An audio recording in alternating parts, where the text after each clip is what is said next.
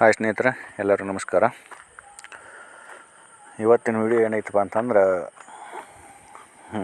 First ಹೇಳೋದೇನಂದ್ರೆ ಸ್ವಲ್ಪ number ಸಿಕ್ಕತ್ತಂತ ಕಾಲ್ ಮಾಡೋರು ಸ್ವಲ್ಪ ಕಡಿಮೆ ಮಾಡಿರಿ. ಅನಾವಶ್ಯಕ ಕಾಲ್ ಮಾಡೋಕೆ ಹೋಗ್ಬೇಡ ಅಂತ ಮುಂಚೆ ವಿಡಿಯೋದಾಗ ಹೇಳಾಗ್ತೇನೆ. ನಾನು ಈ ವಿಡಿಯೋದಾಗ ಹೇಳ್ತೀನಿ, ಅನಾವಶ್ಯಕ ಸ್ವಲ್ಪ ಸಣ್ಣ ಪುಟ್ಟ ಡೌಟ್ಗಳು ನೀವು ಕಾಲ್ ಮಾಡ್ತೀರಿ, ಸ್ವಲ್ಪ ನನ್ನ ತೊಂದರೆ ಆಗ್ತೈತಿ. ಇಲ್ಲಿಕಂದ್ರೆ ಮತ್ತು ನನ್ನ ನಂಬರ್ ತೆಗಿಬೇಕಾಗ್ತೈತಿ, ಇಲ್ಲಿಕಂದ್ರೆ ಬೇರೆ ಆಪ್ಷನ್ ಏನಾರು ನೋಡ್ಬೇಕಾಗ್ತದೆ. ಅದಕ್ಕೆ ಸೊ ಕಾಲ್ ಮಾಡೋರು ಸ್ವಲ್ಪ ಕಡಿಮೆ ಮಾಡಿರಿ. ಏನೋ ಭಾಳ ಏನೋ ನಿಮ್ಗೆ ಎಲ್ಲಿ ಇದಕ್ಕೆ ಆಪ್ಷನ್ ಸಿಗವಲ್ತು, ಏನು ಫೈನಲ್ ಆಗಿ ನಾನು ಕಾಲ್ ಮಾಡಿದರೆ ಇದಕ್ಕೆ ಪ್ರಾಬ್ಲಮಿಗೆ ಸೊಲ್ಯೂಷನ್ ಸಿಗ್ತೈತೆ ಅಂದ್ರೆ ಕಾಲ್ ಮಾಡಿರಿ, ತೊಂದರೆ ಇಲ್ಲ. ವಿಷಯಕ್ಕೆ ಬರೋಣ. ಏನಂತಂದ್ರೆ ಇವತ್ತಿನ ವಿಡಿಯೋ ಏನಂದ್ರೆ ಯಾವ ಬುಕ್ ತೊಗೊಳ್ಬೇಕು ಸ್ಟಡಿ ಮಾಡೋಕ್ಕಂತೇಳಿ ಸ್ವಲ್ಪ ಇವತ್ತು ಜಾಸ್ತಿ ಜನ ಕೇಳಿದ್ದು ಕಾಲ್ ಮಾಡಿದಾಗ. ಸೊ ಅವ್ರಿಗೆ ಹೇಳೋಕ್ಕೆ ಏನು ಇಷ್ಟಪಡೋದಂದ್ರೆ, ಬುಕ್ಸ್ ನಿಮ್ಮ ಹತ್ರ ಆಲ್ರೆಡಿ ಇರ್ಬೋದು. ಇವಾಗ ಸಿಲೆಬಸ್ ಅಂಕರು ನಿಮಗೆ ಗುರ್ತಿದ್ದದ್ದು ಐತಿ. GK, mental ability, maths, English grammar ಅಥವಾ ಹಿಂದಿ ಗ್ರಾಮರ್.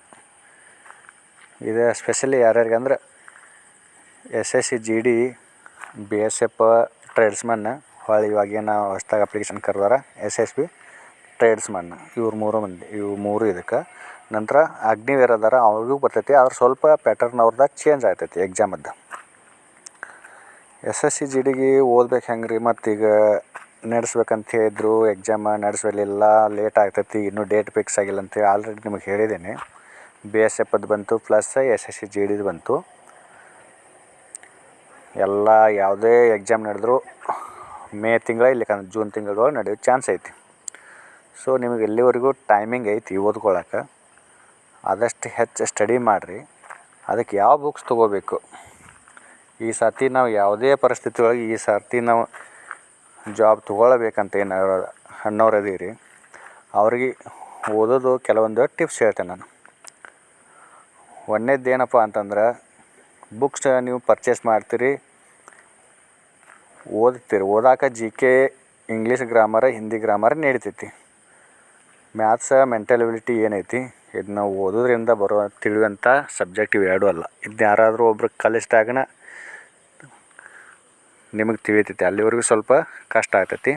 ಸೊ ಅಂಥವ್ರಿಗೆ ಏನು ಟಿಪ್ಸ್ಪ ಅಂತಂದ್ರೆ, ಟೈಮಿಂಗ್ ನಿಮಗೆ ಐತಿ ಆಲ್ರೆಡಿ, ನಿಮ್ಮ ಹತ್ರ ಟೈಮಿಂಗ್ ಐತಿ. ಸೊ ಹಾಗಾಗಿ ನೀವು ಎಲ್ಲರ ನಿಮ್ಗೆ ಹತ್ತಿರ ಇರುವಂಥ ಒಳ್ಳೆಯ ಕೋಚಿಂಗ್ ಸೆಂಟ್ರ್ಗಳು ಅದ್ರ ಬಗ್ಗೆ ತಿಳ್ಕೊಂಡು ಅಪ್ ಡೌನ್ ಮಾಡೋರು ಇದ್ರೆ ನಿಮಗೆ ಯಾವ ಥರ ಅನುಕೂಲ ಆಗ್ತೈತೆ ಆ ಥರ. ನೀವೆಲ್ಲ ಡೈಲಿ ಅಪ್ ಡೌನ್ ಮಾಡ್ತೀವಿ, ನಾವು ಮನೇಲಿ ಕೆಲಸ ಇರ್ತಾವೆ, ಅದನ್ನೂ ಮಾಡ್ಕೋಬೇಕು, ಪ್ಲಸ್ ನಾವು ಸ್ಟಡಿನೂ ಮಾಡ್ಬೇಕು ಅನ್ನೋರಿದ್ರೆ ನಿಮಗೆ ಯಾವ ಹತ್ತಿರ ಕೋಚಿಂಗ್ ಸೆಂಟ್ರ್ ಅದಾವೆ, ಕೋಚಿಂಗ್ ಸೆಂಟ್ರಿಗೆ ಹೋಗಿ ಕ್ಲಾಸ್ ತೊಗೊಳ್ರಿ. ಇಲ್ಲ ನಮಗೆ ಇಲ್ಲಿ ಮನೆಯೊಳಗೆ ಕೆಲಸ ಆಗ್ತಾವೆ, ನಮಗೆ ಮನೆಯೊಳಗಿದ್ರೆ ಸ್ಟಡಿ ಮಾಡೋಕ್ಕಾಗೋದಿಲ್ಲ ಅಂತ ಅನ್ನೋರು ಇದ್ರಂದ್ರೆ ಕೋಚಿಂಗ್ ಸೆಂಟ್ರ್ಗಳಿಗೆ ಹೋಗ್ರಿ. 1 ತಿಂಗಳ 2 ತಿಂಗಳ ಕ್ಲಾಸಸ್ಗಳ್ನ ಅಟೆಂಡ್ ಮಾಡಿರಿ. ಅಲ್ಲೇನು ಟೀಚರ್ ಸ್ಟಾಫ್ ಏನು ನಿಮಗೆ ಕಲಿಸ್ಕೊಡ್ತಾರೆ ಅದನ್ನು ಪೂರ್ತಿಯಾಗಿ ತಿಳ್ಕೊಳಕ್ಕೆ ಪ್ರಯತ್ನ ಪಡಿರಿ.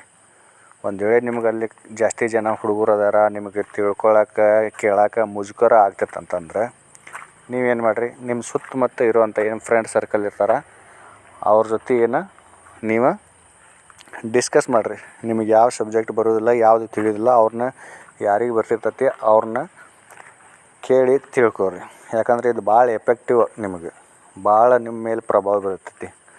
ಸರ್ ಹೇಳೋದಕ್ಕೆ ನಿಮ್ಮ ಗೆಳೆಯರು ಹೇಳೋದಕ್ಕೆ ಭಾಳ ವ್ಯತ್ಯಾಸ ಆಗ್ತೈತಿ. ಸರ್ ಹೇಳ್ತಾರೆ, ಯಾಕಂದ್ರೆ ಅವ್ರಿಗೆ ಆಲ್ರೆಡಿ ಹೆಚ್ಚು ಹುಡುಗರು ಇರ್ತಾರೆ, 100 ಹುಡುಗರು ಅಂತಲೇ ಇರ್ತಾರೆ, 50 ಹುಡುಗರು ಇರ್ಬೋದು, ಇಲ್ಲ 20 ಹುಡುಗರು ಇರ್ಬೋದು. ಅವ್ರ ಮುಂದೆ ನೀವೇನೋ ಕೇಳ್ಬೇಕಂತಂದ್ರೆ ನಿಮಗೆ ಮುಜುಗರ ಆಗ್ತೈತಂತಂದ್ರೆ ಅಂಥ ಟೈಮ್ದೊಳಗೆ ಏನೈತಿ, ನೀವು ನಿಮ್ಮ ಗೆಳೆಯರ ಹತ್ರ ಕೇಳಿದ್ರೆ ಅವ್ರು ತಿಳಿಸಿ ಹೇಳ್ತಾರೆ ಇದು ಯಾವ ಥರ ಹೆಂಗೆ ಏನಂತೇಳಿ. ಸೊ ಹಾಗಾಗಿ ನೀವು ಜಾಸ್ತಿ ಪ್ರಯತ್ನ ಪಡಿರಿ. ನಿಮ್ಮ ಫ್ರೆಂಡ್ ಸರ್ಕಲ್ ಒಳಗೆ ಏನೈತಿ ಯಾರಿಗೆ ಬರ್ತಿರ್ತೈತಿ ಅವರಿಂದ ಕಲಿಯೋಕ್ಕೆ ಪ್ರಯತ್ನ ಪಡಿರಿ. ಕೋಚಿಂಗ್ ಸೆಂಟ್ರಿಗೆ ಹೋಗೋದು ಯಾಕೆ ಬೆಟ್ರ್ ಅಂತಂದ್ರೆ, ಒಂದು ಸರ್ಗಳು ಹೇಳಿರ್ತಾರೆ, ಡಿಸ್ಕಸ್ಸು ಆಗ್ತಿರ್ತಾವೆ, ಹೊಳ್ಳಿ ಕ್ವಶನ್ ಪೇಪರು ಕೊಡ್ತಿರ್ತಾರೆ, ಹೊಳ್ಳಿ ವೀಕ್ಲಿ ಎಕ್ಸಾಮ್ ಕೂಡ ಇರ್ತಿರ್ತಾರೆ. ಹೊಳ್ಳಿ ಕೆಲವೊಂದು ಕೋಚಿಂಗ್ ಸೆಂಟ್ರ್ ಒಳಗೆ ಕಂಪ್ಯೂಟ್ರ್ ಕೂಡ ಅದಾವೆ, ಅಲ್ಲಿ ಪ್ರಾಕ್ಟೀಸು ಆಗ್ತೈತೆ. ನಿಮಗೆ ನಾಳೆ ಎಕ್ಸಾಮ್ಗೆ ಹೋದಾಗ ಕಂಪ್ಯೂಟ್ರ್ ಯಾವ ಥರ ಇರ್ತೈತಿ, ಯಾವ ಥರ ಇಲ್ಲ, ಯಾವ ಥರ ನೀವು ಓಪನ್ ಮಾಡಬೇಕು, ಯಾವ ಥರ ನೀವು ಕ್ವಶನಿಗೆ ಆನ್ಸರ್ ಮಾಡಬೇಕು ಅದು ನಿಮಗೆ ತಿಳಿತೈತಿ. ನಂತರ ಸರ್ ಹೇಳಿದ್ದು ನಿಮ್ಗೆ ತಿಳಿಲಿಲ್ಲ, ನೀವೇನು ರೂಮೇಟ್ ಇರ್ತೀರಿ, ನಿಮ್ಮ ಫ್ರೆಂಡ್ಸ್ ಹೋಗಿರ್ತಾರೆ, ಅವರಿಂದ ನೀವು ಕಲಿಯೋದ್ರಿಂದನೂ ನಿಮಗೆ ಉಪಯೋಗ ಆಗ್ತೈತಿ. ಬುಕ್ಸ್ ತೊಗೊಳ್ಳೋದು ಇಂಪಾರ್ಟೆಂಟ್ ಅಲ್ಲ. ಬುಕ್ಸ್ ಏನು ನೀವು ಆರ್ಡ್ರ್ ಮಾಡ್ಬೋದು, ಇಲ್ಲ ಎಲ್ಲೇ ಹೋಗಿ ನೀವು ತೊಗೋಬೋದು. ಬುಕ್ ಈಸಿಯಾಗಿ ಸಿಗ್ತಾವೆ. ಆದರೆ ಬುಕ್ ಒಳಗೆ ಸಿಕ್ಕಿದ್ದನ್ನು ಕಲಿಬೇಕಂತಂದ್ರೆ ನಿಮಗೊಬ್ಬರು ಗುರು ಬೇಕಲ್ಲಿ. ಅದು ಇವತ್ತಿಗೆ ನೀವು ಕೋಚಿಂಗ್ ಸೆಂಟ್ರ್ ಒಳಗಿರುವಂಥ ಸರ್ ಸ್ಟಾಪ್ ಆಗಿರ್ಬೋದು, ಇಲ್ಲ ಅಂತಂದ್ರೆ ನಿಮ್ಮ ಫ್ರೆಂಡ್ ಸರ್ಕಲ್ ಒಳಗಿದ್ದಂಥ ನಿಮ್ಮ ಗೆಳೆಯರಿರ್ಬೋದು. ಅವರು ಒಂಥರ ಗುರುನ ನಿಮಗೆ. ಯಾರು ನಿಮಗೆ ಕಲಿಸ್ಕೊಡ್ತಾರೋ ಅವರೆಲ್ಲ ಗುರುನ ಆಗ್ತಾರೆ ಆಗಿನ ಸಿಚುವೇಶನ್ಗೆ. ಯಾಕಂದ್ರೆ ನಿಮ್ಮದು ಓನ್ಲಿ ಗುರಿ ಏನೈತಿ, ಜಾಬ್ ತೊಗೊಳ್ಳೋದು. ಯಾವುದೇ ಪರಿಸ್ಥಿತಿ ಒಳಗೆ ನೀವು ಕಲ್ಕೋಬೇಕು. ನಿಮಗೆ ಏನು ಬರೋದಿಲ್ಲ ಅದನ್ನು ಕಲ್ಕೋಬೇಕು, ಎಕ್ಸಾಮ್ ಅಟೆಂಡ್ ಮಾಡಬೇಕು, ಎಕ್ಸಾಮ್ ಒಳಗೆ ಪಾಸ್ ಆಗಬೇಕು. ಇದು ಮೇನ್ ಗುರಿ ಇರ್ತೈತೆ ನಿಮ್ದು ಸದ್ಯದ ಮಟ್ಟಿಗೆ ಜಾಬ್ ತೊಗೊಳ್ಳೋದು. ಸೊ ಹಾಗಾಗಿ ಯಾರನ್ನೂ ಕೇಳೋಕೆ ಹಿಂಜರಿಬೇಡ್ರಿ. ಅವ್ರನ್ನ ಕೇಳಿದ್ರೆ ಕಲಿಸ್ತಾರೋ ಇಲ್ಲ ಅಂಥೇಳಿ. ಯಾರು ಕೇಳ್ತಾರ ನಿಮಗೆ ಬರ್ತೈತೆ ಅಂದ್ರೆ ಕಲಿಸ್ಕೊಡೋದ್ರಿಂದ ನಿಮಗೂ ಎಕ್ಸ್ಪೀರಿಯೆನ್ಸ್ ಹೆಚ್ಚಾಗ್ತೈತಿ. ಯಾರು ನಿಮ್ಮ ಜೊತೆ ಇರ್ತಾರೋ ಅವರು ನಿಮ್ಮ ಹಿಂಬಲ ಜಾಬ್ ಸೇರ್ತಾರೆ. ಸೊ ಒಂದು ಒಳ್ಳೆಯ ಕೆಲಸ. ಬುಕ್ಸ್ ಯಾವ್ದು ಅನ್ನೋದು ಇದ್ರೊಳಗೆ ಇಂಪಾರ್ಟೆಂಟ್ ಇಲ್ಲ. ನೀವು ಯಾವ ಬುಕ್ಸ್ ತೊಗೊಂಡಿರ್ತೀರಿ ಅದರೊಳಗೆ ಏನು ಲೆಸನ್ ಅದಾವೆ ಅದು ನಿಮಗೆ ಎಷ್ಟರ ಮಟ್ಟಿಗೆ ಬರ್ತೈತಿ, ಎಷ್ಟರ ಮಟ್ಟಿಗೆ ನೀವು ಅದನ್ನು ತಿಳ್ಕೊಂಡ್ರಿ. ಮ್ಯಾಥ್ಸ್ ಬಂತು, ಮೆಂಟಲ್ ಎಬಿಲಿಟಿ ಬಂತು, ಎಷ್ಟರ ಮಟ್ಟಿಗೆ ನೀವು ಸಾಲ್ವ್ ಮಾಡ್ತೀರಿ ಅದು ಇಂಪಾರ್ಟೆಂಟ್. ಯಾವುದು ಬರೋದಿಲ್ಲ ಬರೋವರೆಗೂ ಅದನ್ನು ಬಿಡಕ್ಕೆ ಹೋಗ್ಬೇಡ್ರಿ.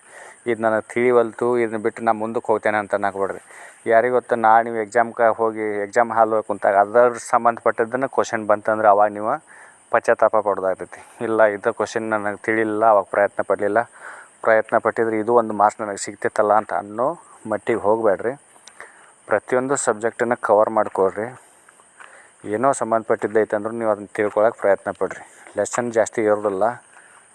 ಏನು ಲೆಸನ್ ಅದಾವೆ ಅದನ್ನ ಕಂಪ್ಲೀಟ್ ಮಾಡ್ಕೊಳಕ್ಕೆ ಕಲ್ಕೋರಿ ಮೊದಲು.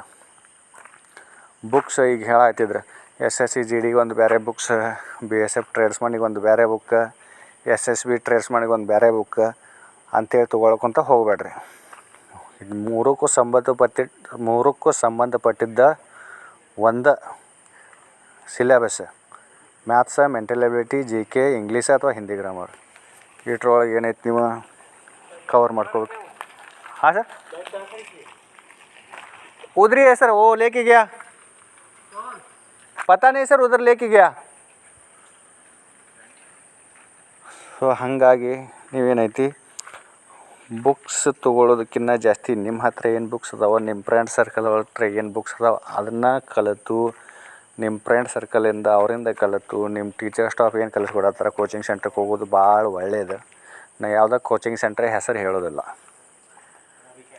ಯಾಕಂದ್ರೆ ನಿಮಗೆ ಅನುಕೂಲ ಆಗಿರ್ಬೇಕು. ಅದು ನಾ ಹೇಳೋದಕ್ಕಿಂತ ಹೆಚ್ಚು ನಿಮಗೆ ಅನುಕೂಲ ಆಗ್ಬೇಕು. ನಿಮಗೆ ಅನುಕೂಲ ಆಗೋ ಥರ ಅದು ಲೊಕೇಶನ್ ಒಳಗೆ ಇರಬೇಕು. ನೀವು ಎಲ್ಲಿಂದನೂ ಹೋಗಿ ಇಲ್ಲ, ನೀವು ತಿಳ್ಕೊರಿ.